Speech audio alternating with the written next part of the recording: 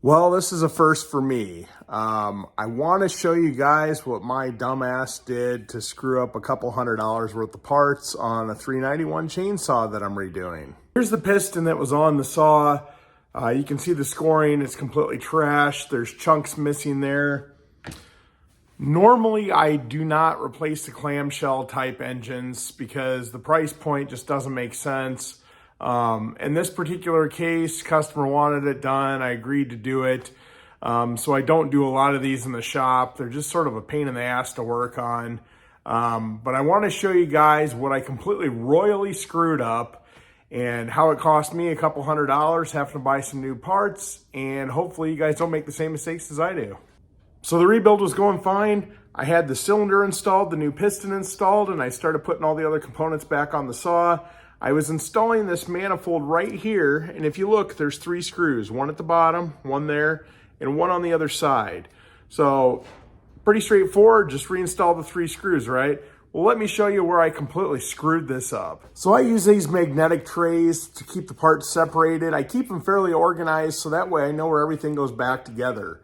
Where I screwed up was, if you notice these screws right here, there's 3 of them that are the same size, and then there's 2 that are just a little bit longer, but they're the same threading and they're the same type of screw.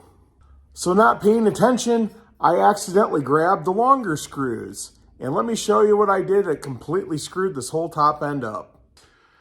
So here's a picture of the cylinder. Right here, you notice the screw went all the way in. I ended up having to score it because I couldn't get the screw back out. And when I went to start the saw up, it was completely lodged in there. So the piston wasn't moving at all. It was basically just compressing the side of the cylinder wall against the piston.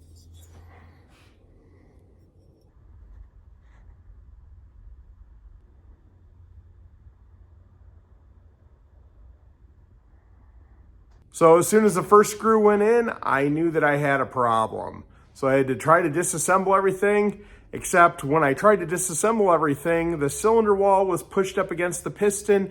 Even with the screw out, it would not release. So with many minutes of frustration and many choice words, I was finally able to get the crankshaft free and the piston out of the cylinder wall so I can buy a new kit and completely redo everything that I just screwed up.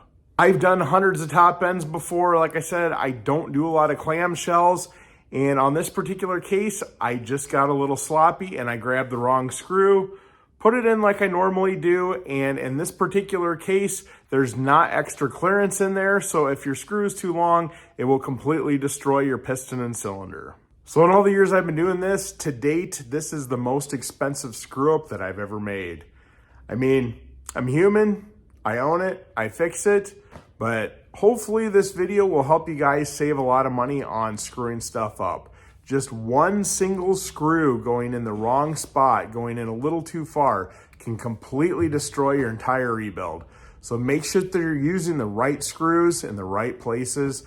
And if you don't know, make sure that you're checking your diagrams on stuff, making sure you're measuring stuff out.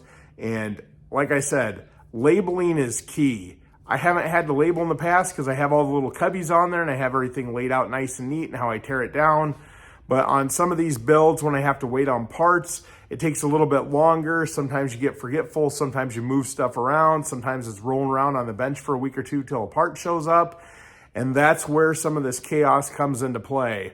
So whatever you have to do, just make sure that you're putting stuff right in the right spot when you're putting it back together. Well, I hope you guys learned something in this video. I hope it makes you a better mechanic, and I hope it saves you a ton of money by not having a screw up like I did. So if you guys haven't already, make sure you guys like the video and subscribe to my channel. I appreciate the viewership. I'll bring you great content, and I'm going to show you all the repairs that come into the shop, good or bad in this case.